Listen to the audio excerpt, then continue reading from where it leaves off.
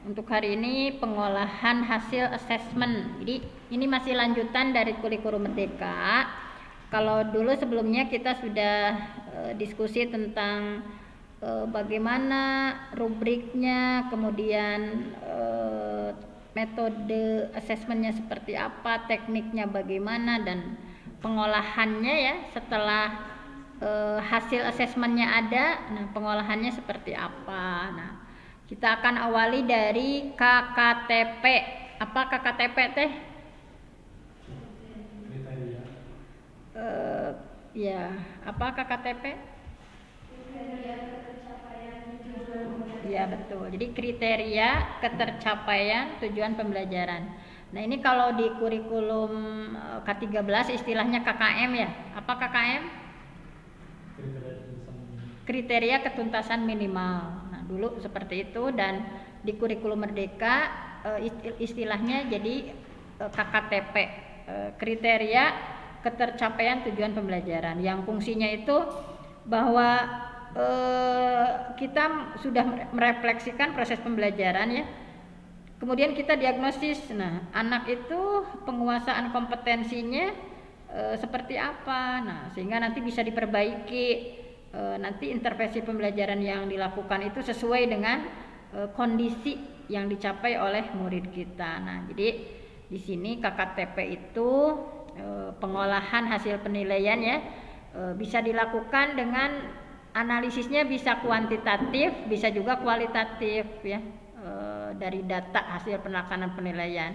Jadi kalau kuan itu berupa angka ya, kalau kual itu berupa deskripsi. Nah, makanya kita sebagai guru di kurikulum Merdeka harus menentukan dulu kriteria ketercapaian tujuan pembelajarannya dari awal sudah ditentukan gitu. Jadi untuk memetakan apakah tujuan pembelajaran itu sudah dicapai belum sama siswa. Nah gitu. Jadi tetap ya, walaupun pembelajaran diferensiasi ya sesuai dengan kemampuan murid kan belajarnya, tetapi tetap ada kriterianya. Apakah tujuan pembelajaran 1 anak sudah menguasai belum, TP2 gimana, TP3 gimana. Nah itu. Jadi untuk mengetahui apakah murid sudah berhasil mencapai tujuan pembelajaran ya, pendidik harus menetapkan dulu kriteria atau indikator ketercapaian tujuan pembelajaran. Nah, kriteria ini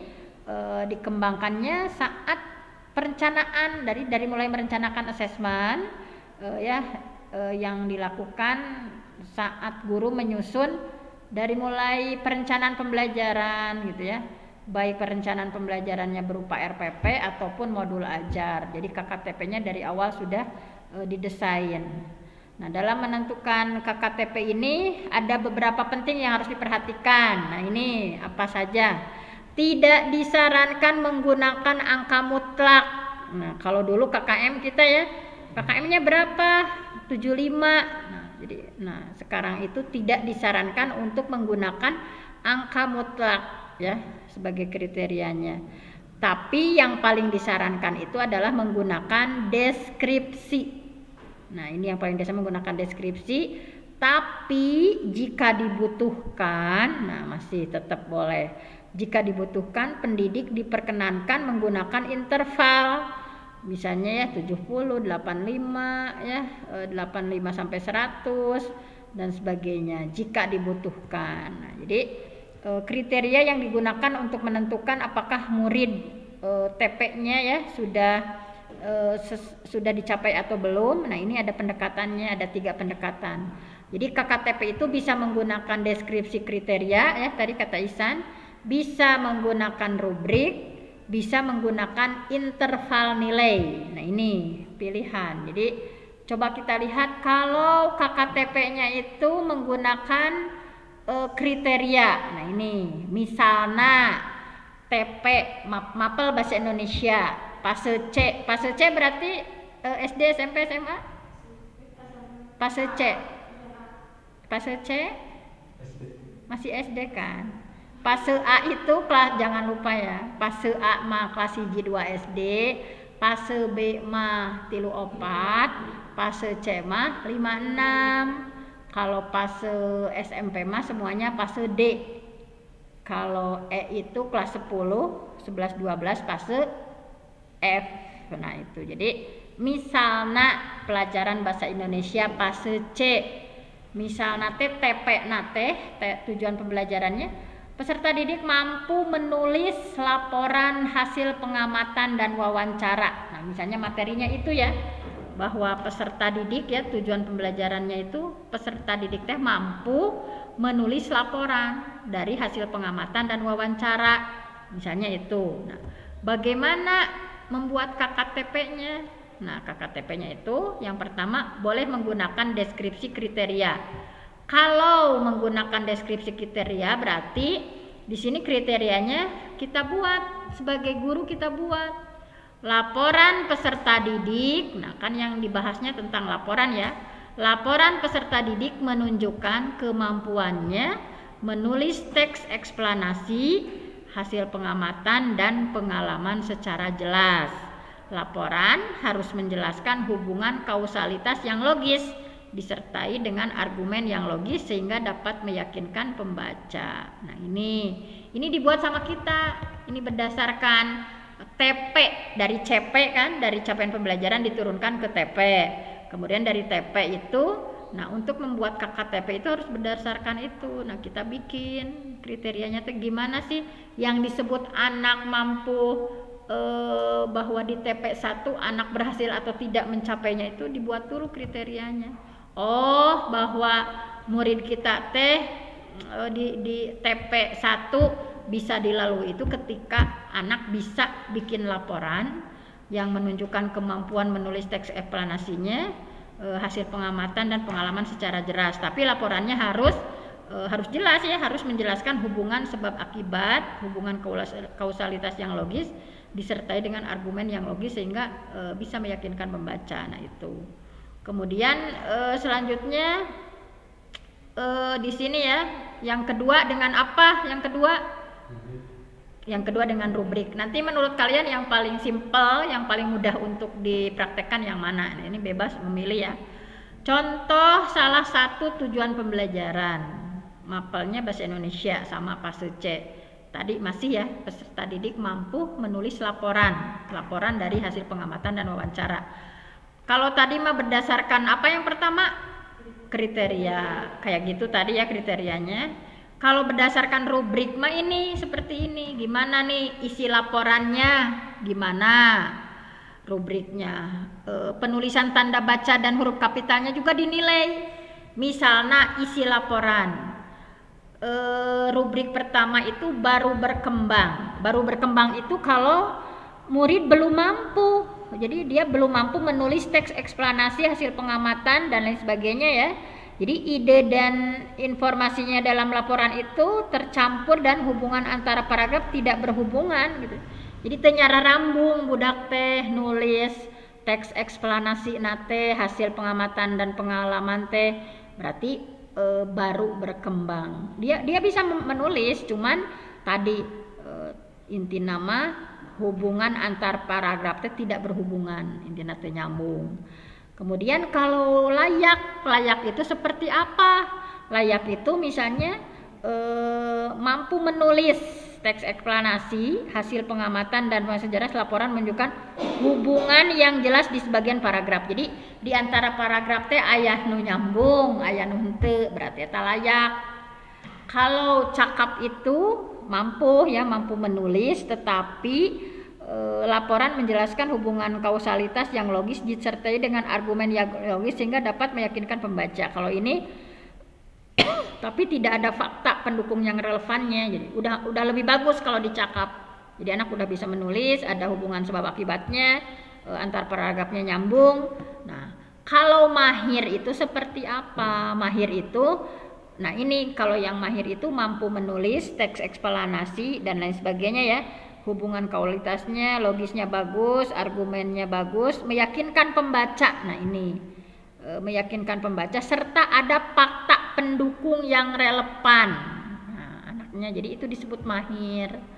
Nah, kemudian tanda bacanya juga harus dinilai. Nah, tanda bacanya itu kalau baru berkembang itu belum menggunakan tanda baca dan huruf kapital atau sebagian besar tidak digunakan secara tepat. Titik komanya nggak jelas ya, harusnya kapital, nah itu belum, berarti baru berkembang. Kalau layak itu sebagian tanda baca dan huruf kapital digunakan secara tepat, baru sebagian. Kalau cakap itu sebagian besar, kalau cakap sebagian besar, tanda bacanya dia udah bisa, kemudian huruf kapitalnya udah tepat.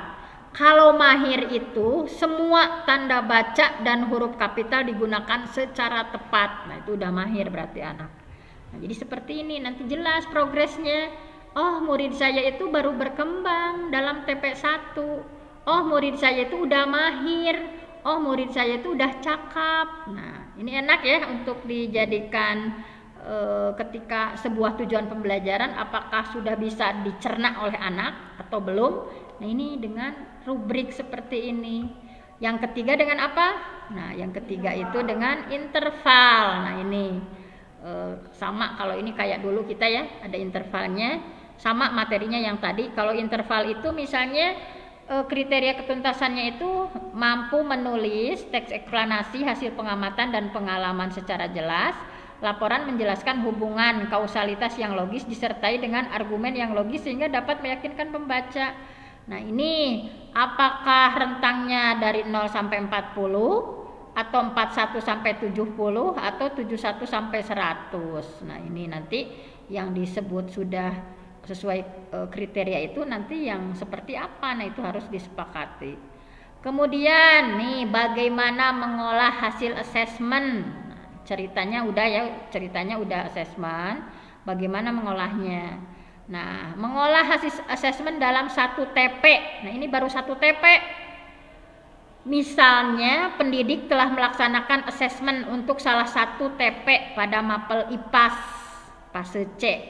Sekarang di SD itu di kurikulum merdeka IPA IPS digabung ya, IPAS. Nah, ini di kelas 5-6. Materinya misalnya menyelidiki ragam sumber energi yang dapat dimanfaatkan di lingkungan sekitar. Nah, rubriknya seperti ini nih rubriknya. Berarti kalau ini pakai apa? Perlu bimbingan, cukup, baik, sangat baik, berarti pakai apa? Pakai rubrik ya. Nah, ini pakai rubrik misalnya. Tadi kan boleh pilih di antara 3 ceritanya. Ini pelajaran IPAS pakai rubrik 1 TP.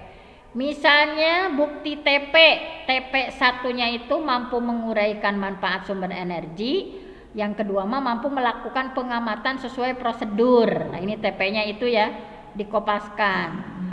Kalau dibuat rubriknya itu 0 sampai 60 itu masuknya perlu bimbingan. 61 sampai 70 itu udah cukup. 71 sampai 80 udah baik. 81 sampai 100 itu sangat baik. Misalnya belum mampu menguraikan manfaat sumber energi, berarti nilainya rentangnya 0 sampai 60, berarti dia perlu bimbingan. Misalnya hanya menguraikan 1 contoh manfaat energi, dia cuma bisa menguraikan 1 contoh, berarti cukup ya, rentangnya 61 sampai 70. Tapi si B mah dia udah bisa 2 contoh, berarti udah baik ya, 71 sampai 80. Kalau yang sangat baik itu menguraikan lebih dari 2 contoh manfaat sumber energi. Nah, ini. Kemudian nih bagaimana pengamatannya juga dinilai. Kalau perlu bimbingan itu memerlukan bimbingan dalam melakukan prosedur pengamatan. Jadi tata roskene. Kumaha ya teh Bu, misalkan teh nya ketika mengamati teh. Kalau yang cukup itu melakukan prosedur pengamatan secara mandiri. Dia udah bisa melakukan mandiri tapi masih salah. 1 kali salah, 2 kali salah. Kalau udah baik itu melakukan prosedur pengamatan secara mandiri dengan tepat, udah bisa mengamati sendiri, nggak nanya-nanya lagi dan benar gitu mengamatinya. Kalau sangat baik itu mampu mengarahkan teman. Nah, dimana ketika ada yang nanya teman mampu mengarahkan teman lain dalam melakukan prosedur pengamatan, itu sangat baik. Nah, jadi asesmen sumatif dilaksanakan secara periodik setiap selesai 1 atau lebih tujuan pembelajaran. Nah, jadi kayak ulangan harian ini ya. Kalau formatif kan kayak PAS. Kalau ini sumatif itu setiap periodik ya. Misalnya 1 TP selesai nih. Nah, itu atau beberapa TP ya, 1 TP atau lebih. Nah, ada dulu PH ya, penilaian harian. Nah, hasil asesmen perlu diolah menjadi capaian dan tujuan pembelajaran setiap murid. Pendidik dapat menggunakan data kualitatif sebagai hasil asesmen tujuan pembelajaran peserta didik. Namun dapat juga menggunakan data kuantitatif dan mendeskripsikan secara kualitatif. Pendidik diberi keleluasaan untuk mengolah data kuantitatif baik secara rata maupun proporsional. Boleh rata, boleh dipresentasi ya. Nah, seperti itu. Jadi pendidik menentukan kriteria ketercapaian tujuan pembelajaran pada kualitas yang diyakininya ya.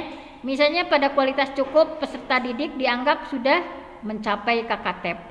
Artinya dia sudah ketercapaian kompetensinya di TP itu udah cukup misalkan ya. Berarti cukup itu dari berapa ke berapa? 61 sampai 70 dianggap murid itu sudah mencapai kompetensinya. Kalau dulu udah tuntas lah, intinya udah seperti itu. Udah tuntas itu bisa dicontohkan seperti ini. Berarti kalau anak 61 ya hanya ngasih satu contoh itu dianggap sudah tuntas. Nah, seperti itu. Misalkan dia udah bisa melakukan secara mandiri walaupun ada kesalahan-kesalahan sedikit, nah itu udah dianggap kompetensinya sudah. Nah, kemudian pengolahan hasil asesmen. Nah, tadi ya berdasarkan hasil asesmen tes untuk indikator 1 dan unjuk kerja. Jadi untuk asesmennya itu indikator 1-nya pakai tes, indikator 2-nya pakai unjuk kerja. Jadi ini ceritanya udah seperti itu. Bagaimana mengolahnya? Nah, jadi ceritanya kalian sebagai guru sudah melakukan asesmen ya, yang indikator 1-nya pakai tes, indikator 2-nya pakai unjuk kerja. Bagaimana mengolahnya? Nah, seperti ini. Nama Amar ya. Badu Chandra. Nah, ini ada. Kemudian kualitas buktinya. Nah, ini tadi indikator 1-nya pakai apa? Tes ya. Indikator 2-nya pakai unjuk kerja. Nah, ceritanya di indikator 1 nilainya itu rentangnya 75 berarti baik. 69 berarti cukup. Sehingga deskripsinya gimana? Nah, tadi kan udah dibikin di KKTP-nya kan? Nah, di KKTP-nya kan udah bikin. Kalau disebut baik itu menguraikan berapa contoh?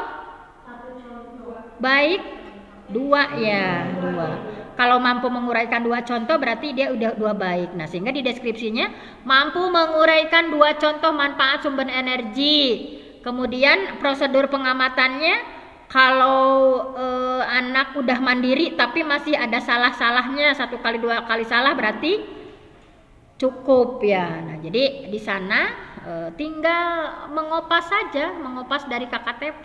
Jadi bahwa di indikator 1 anak mampu menguraikan 2 contoh ya karena baik dan dapat melakukan prosedur pengamatan mandiri walaupun masih 1 atau 2 kali salah. Jadi masih cukup. Jadi indikator 1 mah baik, indikator 2 mah cukup, deskripsinya yang sebelah kanan ini. Sehingga dirata-ratakan nilai ratanya 72. Nah, ini seperti itu. Misalnya Badu perlu bimbingan. 1 laginya cukup. Nah, belum mampu menguraikan manfaat sumber energi. Nah, yang perlu bimbingan kan dari berapa ke berapa tadi yang perlu bimbingan? Nah, 0 sampai 60 ya, berarti belum mampu kan dia, belum mampu menguraikan manfaat sumber energi. Tetapi, nah ketika prosedur pengamatannya gimana? Udah mandiri ya, meskipun masih ada 1 atau 2 kali salah. Nah, ini dijumlahkan dirata. Nah, ini dikasih tanda merah. Artinya peserta didik belum memenuhi KKTP. Dia belum kompetensi di TP di indikator tersebut belum mencapai berarti. Nah, misalnya Chandra mah hebat ini, sangat baik dan baik. Tadi yang sangat baik itu yang bisa menguraikan lebih dari 2 contoh. Nah, mampu menguraikan lebih dari 2 contoh. Kemudian prosedur pengamatannya ketika baik itu bisa dilakukan mandiri dengan tepat, sendiri nggak nanya-nanya ke guru dan juga tepat gitu. Nah, itu diratakan 87,5. Nah, jadi seperti itu nih cara mengolahnya. Jadi pendidik menentukan KKTP ya, kriteria ketercapaian tujuan pembelajaran pada kualitas yang diyakininya. Misalnya pada kualitas cukup, peserta didik dianggap telah mencapai kriteria ketercapaian kompetensi. Tadi cukup dari berapa ke berapa? Dari 61 sampai berarti itu sudah dikatakan di TP tersebut anak sudah tuntas, sudah mencapai kompetensi ya. Nah, kalau masih merah itu 59 berarti artinya belum ya, dia yang belum 59. Nah, itu seperti itu ya. Nah, kemudian pengolahan hasil asesmen ya. Pengolahan hasil asesmen ini mengolah capaian tujuan pembelajaran menjadi nilai akhir. Kumaha? Mengolah capaian TP. Tadi kan ngitungnya masih berdasarkan TP ya. Sekarang bagaimana sampai menjadi nilai akhir? Nah, untuk mendapatkan nilai akhir mapel tersebut, data kuantitatif langsung diolah. Kalau kuantitatif gampang ya, bisa langsung diolah. Sedangkan untuk deskripsi, pendidik dapat memberikan penjelasan mengenai kompetensi yang sudah dikuasai oleh peserta didik. Mana kompetensi yang belum dikuasai, mana yang sudah, dan ditambahkan tindak lanjut secara ringkas kalau ada. Nah, ini misalnya contohnya cara 1, bila pengukuran pencapaian dilakukan untuk setiap tujuan pembelajaran dengan data kuantitatif ya, angka pencapaian. Cara 2 mah bila pengukuran pencapaian dilakukan dengan data kualitatif. Jadi cara 1 mah dengan kuantitatif, cara 2 mah dengan kualitatif. Kalau cara kuantitatif mah angka pencapaian, kalau kual mah skala dan deskriptor, harus jelas. Nah, ini penting untuk diperhatikan. Sebagai guru tidak mencampur penghitungan dari hasil asesmen formatif ya, harian dan sumatif PAS, karena asesmen formatif dan sumatif itu punya fungsi yang berbeda. Asesmen formatif mah tujuannya memberikan umpan balik ya. Jadi perbaikannya gimana nih, anak belum kompetensi ini belum dapat dia. Nah, jadi ulah waka dijumlahkeun kan masih proses perbaikan. Masih proses perbaikan. Jadi asesmen formatif mah tujuannya memberikan umpan balik pada proses, sehingga asesmen formatif bukan menjadi penentu atau pembagi untuk nilai akhir. Masih bisa perbaikan-perbaikan di dalamnya ya. Jadi dalam mengolah dan menentukan hasil akhir asesmen sumatif, nah ini yang sumatif ya, pendidik perlu membagi asesmennya ke dalam beberapa kegiatan asesmen sumatif agar peserta didik dapat menyelesaikan asesmen sumatifnya dalam kondisi yang optimal, tidak terburu-buru atau tidak terlalu padat. Untuk situasi ini nilai akhir merupakan gabungan dari beberapa kegiatan asesmen tersebut. Nah, seperti itu ya. Pengolahan hasil asesmen nih kalau kuantitatif gimana? Nah, ini kalau cara 1, tadi cara 1 itu bila mengukur mencapai tidaknya itu setiap TP dilakukan dengan kuantitatif ya. Nah, ini caranya gampang ya. Nama murid Didi, mapelnya. Nah, ini misalnya dalam 1 semester ada 6 TP mapel IPA. Nah, ada 6 TP mapel IPA. Bahasa Indonesia ada 7 TP. Misalkan PAI ada 5 TP ya. Nah, ini contohnya. Nah, ini ya beda-beda kan. Tiap mapel TP-nya beda-beda. Oh, IPA mah aya genep TP. Bahasa Indonesia mah aya 7 tujuan pembelajaran. Agama mah aya 5 tujuan pembelajaran. Nah, ini seperti ini cara menghitungnya gampang ya. Kalau kuantitatif memang tinggal dijumlah, bisa dirata. Nah, seperti ini ya. IPA 55, TP1-nya, TP2 75, TP3 90, TP4 83, tinggal dirata. Makanya sekarang itu lebih detail ya. Kalau dulu mah kan pokoknya pelajaran bahasa Indonesia nilainya 70. Nah, itu tidak maksudnya 70 teh gimana? Kalau ini mah detail, bisa tujuan pembelajaran. Oh, ternyata yang nggak mencapai KKTP teh hanya di TP1 aja yang merah gitu. Ternyata TP2, TP3, TP4 mah anak udah mencapai kompetensinya gitu. Jadi detail. Anak itu yang nggak bisanya, yang belum berkembangnya itu di TP yang mana, jelas gitu. Masih bereumna gitu kan. Kalau dulu kita pokoknya mah PAI di bawah KKM kan nggak jelas. Misalkan di bawah KKM teh materi nu mana, tujuan pembelajaran yang mana, kalau ini udah jelas. Bahasa Indonesia ternyata TP3 yang masih 53 yang masih merah, yang di bawah 60 ya, TP6 masih 55. Nah, PAI semuanya di sini udah sesuai dengan TP. Nah, jadi yang merah ini belum mencapai kriteria ketuntasan. Nah, seperti itu. Jadi asumsinya satuan pendidikan menggunakan rentang nilai untuk mencapai kecapaian tujuan pembelajaran. Rentang ini bisa sama untuk setiap mapel atau berbeda. Nah, jadi rentangnya boleh. Tadi kan kalau rentang matematik misalkan beda, memberi rentang dengan PAI boleh beda gitu. Jadi tidak mesti dalam satu sekolah ini rentangnya mesti sama nih. Pokoknya dari 50 sampai 60 berarti tadi apa? 55 sampai 60 itu berarti kurang ya, belum berkembang. Enggak mesti. Jadi rentang ini bisa sama untuk setiap mapel, bisa berbeda tergantung kesepakatan pada pendidik di satuan pendidikan. Tapi biasanya suka diseragamkan ya terkait rapot kan. Terkait rapot biasanya kalau beda-beda nanti nginputnya mungkin kesulitan juga menginputnya. Ketuntasan ditentukan untuk setiap TP ya, tujuan pembelajaran, bukan hasil akhir pengolahan nilai sumatif per mapel. Nah, ini bedanya dengan K13 yang paling kentara di asesmen itu.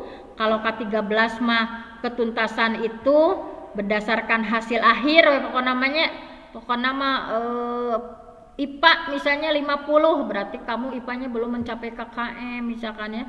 Tapi kalau di kurikulum Merdeka itu jadi secara detail ketuntasan itu untuk setiap tujuan pembelajaran. Kalau TP-nya ada 5, oh ternyata hanya 1 nih di TP1 anak yang belum mencapai.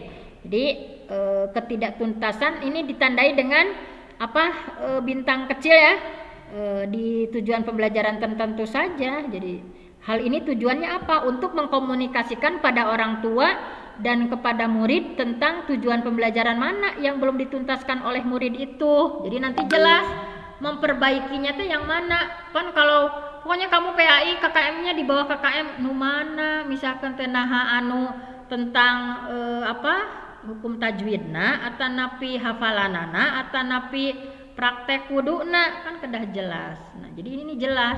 Oh, dia itu belum mencapai kompetensi itu dalam TP1, misalkan teh dalam bacaan doa-doana can apal, misalkan teh salat teh. Nah, jadi jelas ya di kurikulum Merdeka itu seperti itu. Jadi pada contoh ini pendidik menyepakati bahwa rentang 0 sampai 55 belum mencapai ketuntasan dan 56 sampai 100 sudah mencapai ketuntasan. Ya pokoknya mas seperti itu disepakati saja. Nu can tuntas teh sabaraha ka sabaraha, yang sudah itu dari berapa ke berapa. Nah, kemudian cara dua mah dengan kualitatif. Tadi mah cara 1 dengan kuan. Kalau cara 2 mah bila pengukuran pencapaian dilakukan untuk setiap tujuan pembelajaran dengan kual dengan skala dengan deskriptor seperti ini.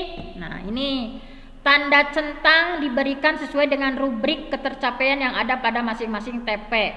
Deskriptor tertera pada rubrik penilaian yang telah disusun. Nah, deskriptornya ada ya pada rubriknya. Misalnya nama Isan, fasenya kelas 7 fase C misalnya. Kelas 7 fasenya kedana, kalau kelas 7 mah fase D ya. Fase D harusnya. Nah, ini malah fase C. Misalnya pelajaran IPA ada 3 TP nih, TP1, TP2, TP3. Indonesia TP1, TP2, TP3. Nah, ini di TP1 dia 3 itu artinya baik. Jadi peserta didik sudah menuntaskan sebagian besar indikator tujuan pembelajaran. Oh, ternyata di TP2 4. Maksud 4 apa? Sangat baik ya. Jadi peserta didik mengikuti pembelajaran selanjutnya dan diberikan pengayaan. Nah, ini jelas tuh. Bahasa Indonesia TP1 masih 2. Maksudnya apa? 2 itu cukup. Jadi peserta didik masih kesulitan ya dalam mencapai sebagian TP-nya, masih kesulitan. Nah, seperti itu. Nah, jadi asumsinya penilaian TP ya, tujuan pembelajaran ini dilakukan dengan menggunakan rubrik 4 kategori. Ini yang kualitatif ya. Ada rubrik 4 kategori. 1 perlu bimbingan. Kalau gimana kalau perlu bimbingan teh? Masih kesulitan. masih kesulitan, bergantung pada bimbingan. Naros ya Kak Guru teh jantan kumaha teh Bu, kumaha Bu, ayo naros misalnya kalau cukup itu 2 ya, di checklist 2 itu maksudnya apa kalau cukup? Masih kesulitan ya, mencapai sebagian, hanya sebagian tujuan pembelajaran. Kalau 3 ya sudah menuntaskan sebagian besar. Kalau sangat baik, kalau 4 ya bisa ya, selanjutnya jadi bisa langsung mengikuti pelajaran selanjutnya. Kalau tadi yang masih perlu bimbingan, dia masih harus di itu dulu, di penguatan di sana dulu. Nah seperti itu ya. Pengolahan hasil asesmen untuk rapot. Nah ini terakhir ya untuk rapot. Contoh data kuantitatif. Nah ini contoh data kuantitatif. Misalnya sumatif 1 ya, sumatif materinya melakukan penjumlahan pengurangan bilangan caca, sumatif 1. Sumatif 2-nya mengukur panjang dengan satuan baku. Sumatif 3-nya menguraikan ciri bangun datar. Sumatif 4-nya pola bilangan. Nah ceritanya, nah ini ceritanya ya. Kemudian ini ceritanya itu Edo, Dayu, Siti. Sumatif 1 Edo nilainya berapa? 85. Karena ini kuantitatif ya. Kemudian sumatif 2 83. Sumatif 3 sumatif 4. Nah kemudian nilai akhir sumatifnya dijumlahkan ini ya, dijumlahkan dibagi 4. Nah ini kemudian sumatif akhir semester, kalau ini lingkup materi, kalau ini sumatif akhir semester. Nah Edo itu non tesnya nggak ada ya, semuanya pakai tes, nilainya 75. Nilai sumatif akhir semester NAS ya, nilai sumatif NSAS, nilai sumatif akhir semesternya 75. Nah ini tesnya ya 75. Sehingga nilai rapornya gimana? Rata S tadi 78 ya. Rata S berapa? 78. Ditambah akhir semester AS berapa? 75 dibagi 2. Hasilnya 76,5. Ini paham ya? Cara menghitungnya paham? Nanti untuk di rapor paham. Jadi data sumatif pada akhir lingkup materi yang ini, kalau ini nilai rapor diperoleh dari nilai akhir sumatif lingkup materi tadi ya, dan sumatif akhir semester. Nah, catatannya data hasil asesmen formatif dibuat secara terpisah. Nah, jadi data hasil asesmen formatif dibuat secara terpisah dari rekapitulasi ini. Hasil asesmen formatif akan digunakan sebagai pertimbangan deskripsi capaian kompetensi dalam rapor. Nah, jadi pembobotan dalam penghitungan nilai rapor ditetapkan oleh sekolah. Cara menghitungnya bisa ya. Terakhir coba cara menghitung yang Lani. Coba sumatif 1 nilainya berapa? 90. Sumatif 2? Sumatif 3, sumatif 4. Nah, nilai NA-nya, nilai NA-nya. Nah, gimana cara ngitungnya?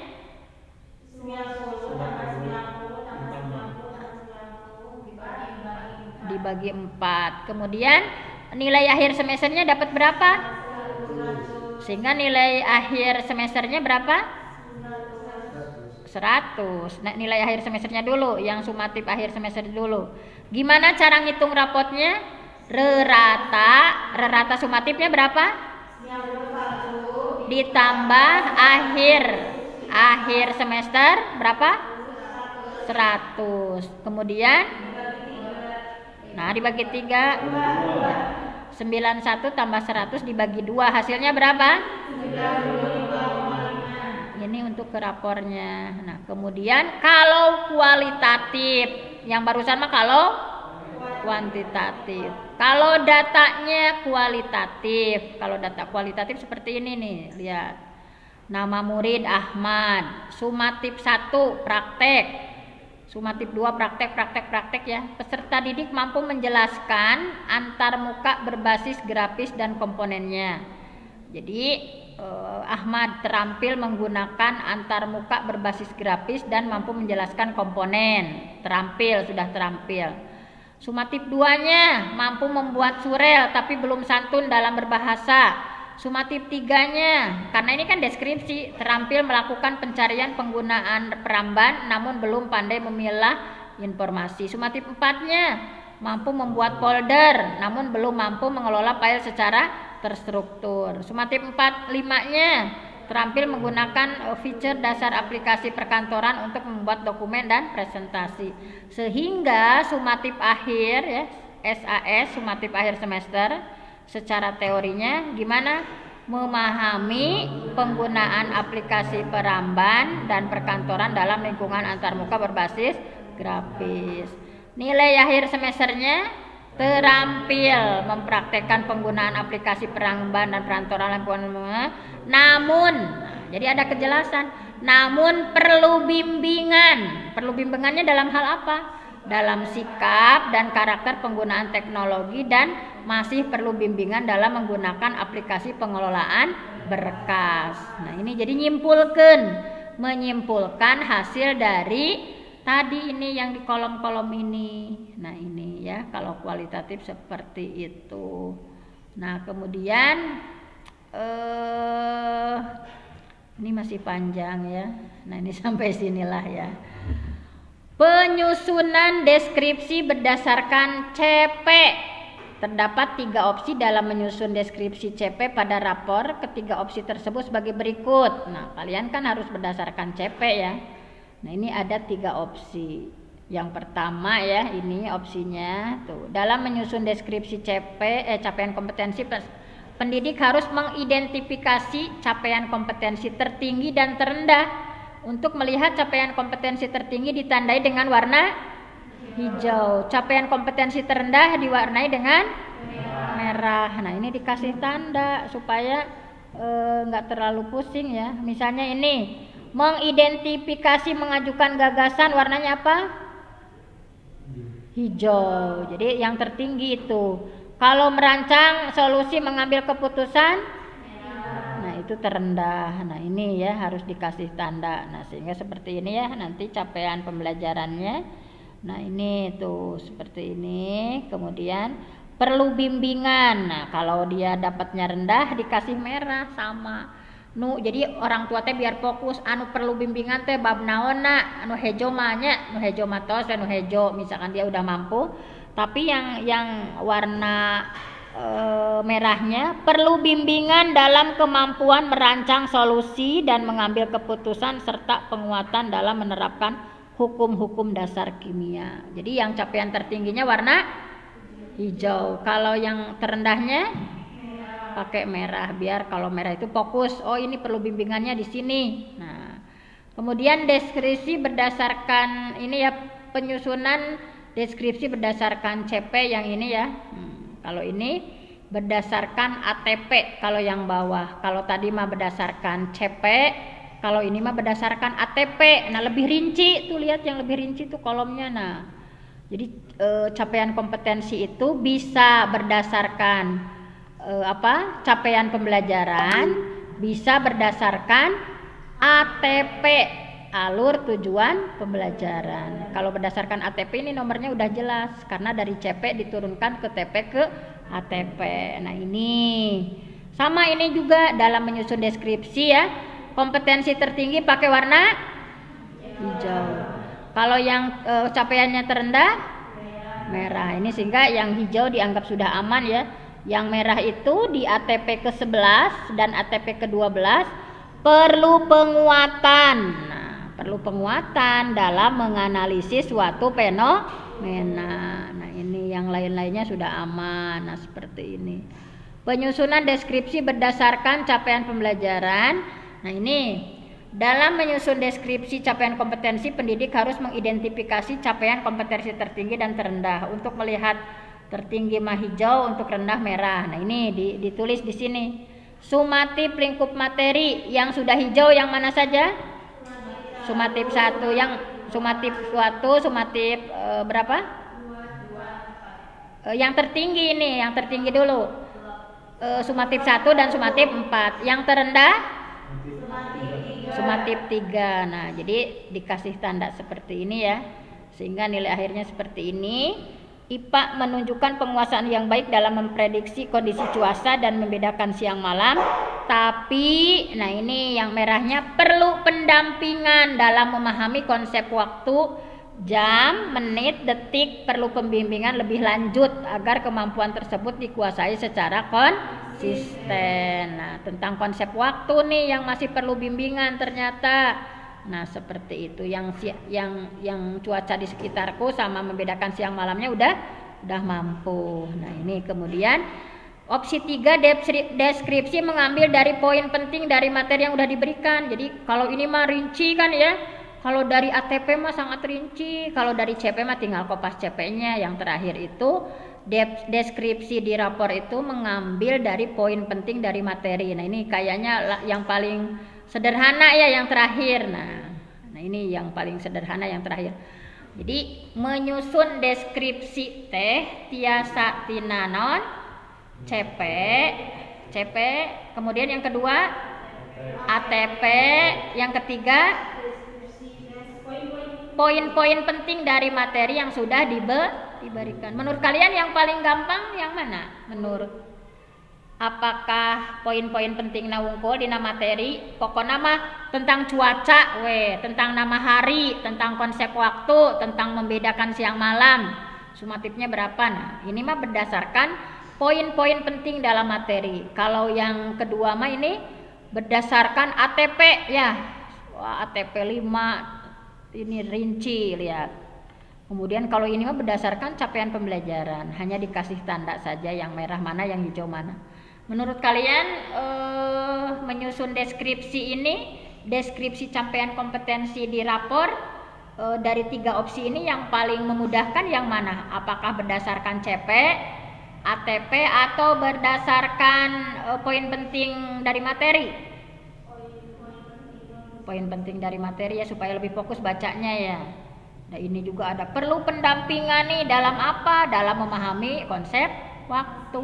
Nah bisi panjang lebar gitu dibacanya katanya, tadi baca kata panjang lebar teh.